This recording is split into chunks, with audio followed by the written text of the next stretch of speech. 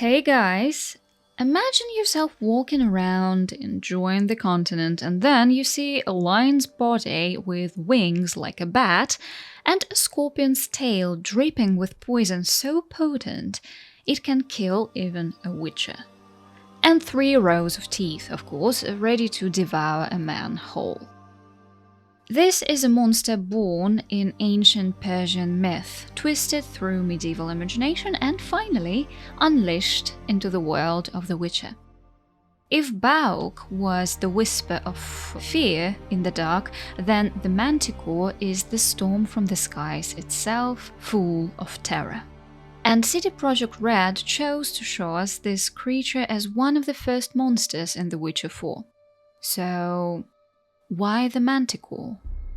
What does Sapkowski's lore tell us about it, and what can we expect when this beast finally appears in the next Witcher game?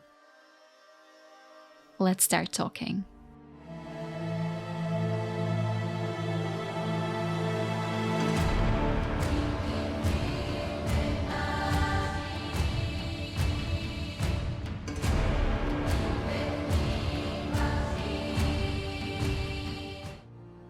Before we begin analyzing the Manticore, let's rewind for a moment, okay?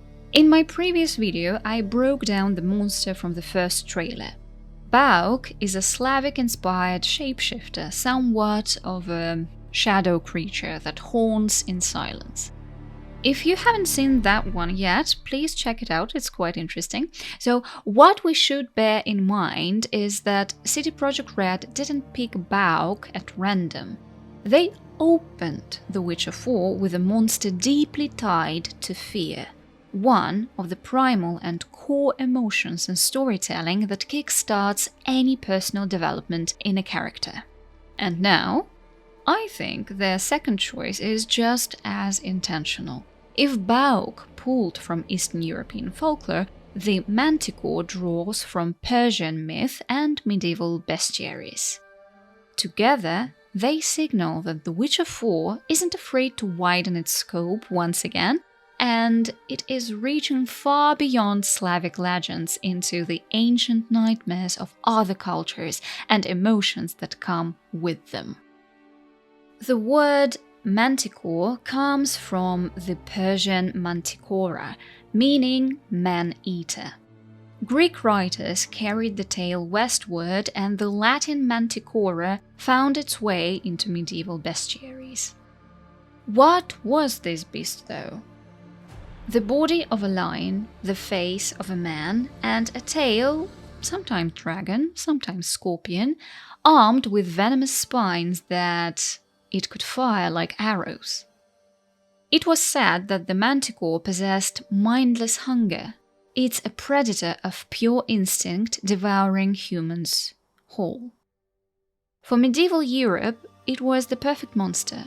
Exotic, terrifying, and symbolic of an unstoppable predator lurking just beyond civilization's edge. Sapkowski knew this myth and twisted it into his world with his usual dark flair in his book. There's a cruel man-eater in these parts, laddie. He fell on a night riding along the road with nowt but a boy for company. They say the monster rent the knight's head right off, helmet and all, and split the horse's gizzards. A dragon? Nah, it's no dragon, said the one in a straw hat.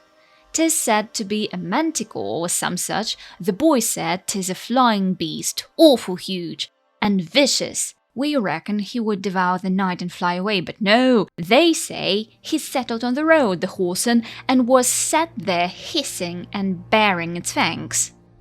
You could say that the Manticore is a typical monster.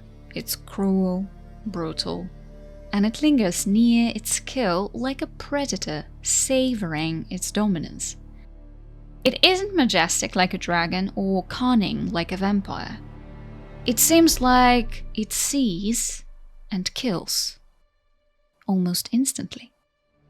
Sapkowski stripped away any nobility and gave us something primal, a beast that doesn't spook like Bauk, but makes you feel at a disadvantage from the beginning of the fight. It's a monster made for terror.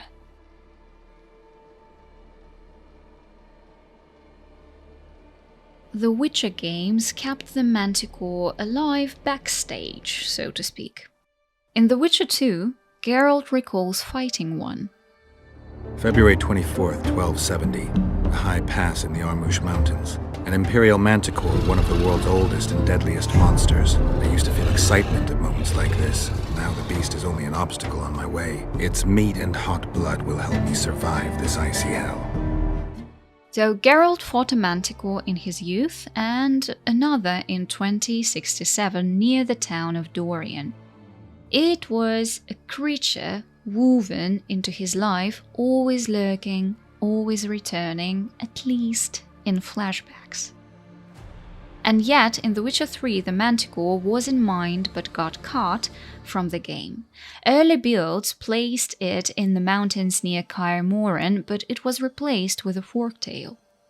Still, League design documents gave us a glimpse of what could have been. A flying predator with devastating aerial dives, poisonous tail strikes, and brutal knockdowns. That could have become a fight designed to test our every reflex and every sign in Geralt's arsenal to find out that little can help with that monster. So, for the sake of the thinking exercise, let's analyze what makes the Manticore so dangerous.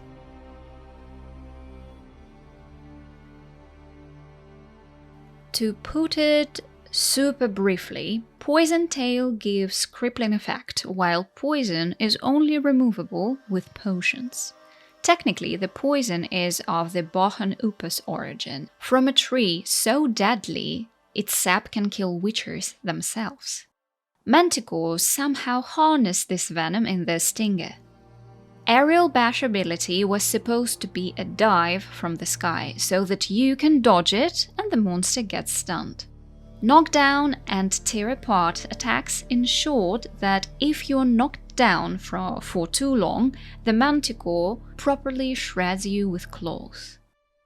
The only way to weaken it is by piercing its poison gland to disable the stinger and by damaging its wings, which eventually grounds the beast. Apparently, the Manticore also has strong defenses. Almost all signs can't harm it, and only Yrden slows it down. As I said in the beginning, it's like this monster was made to make us feel a disadvantage.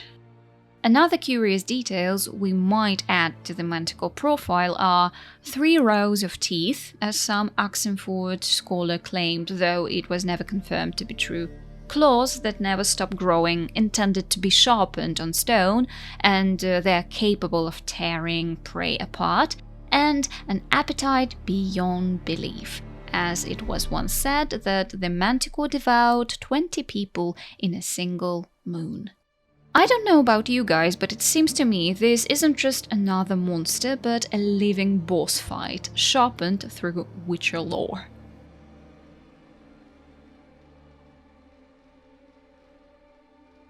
So why now? Why bring back the Manticore for The Witcher 4?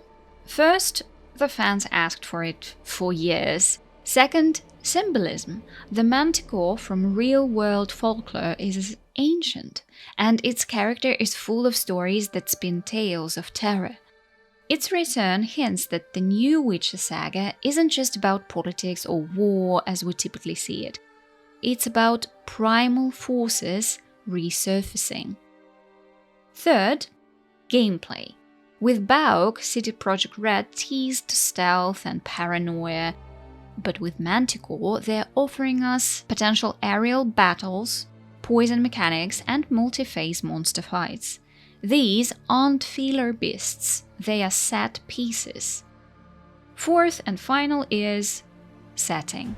The trailers show cover and mountainous terrain, which is the perfect habitat for a predator that nests in caves and strikes from the skies.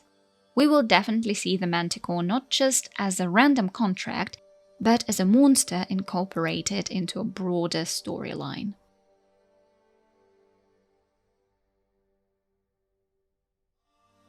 Well guys, let's start the discussion. The Manticore is a perfect monster for CD Projekt Red to reintroduce the Witcher universe through the lens of a predator. This beast bridges ancient Persian nightmares with the brutal realism of the continent, and when it finally spreads its wings in The Witcher 4, all of us witches will bleed for this fight.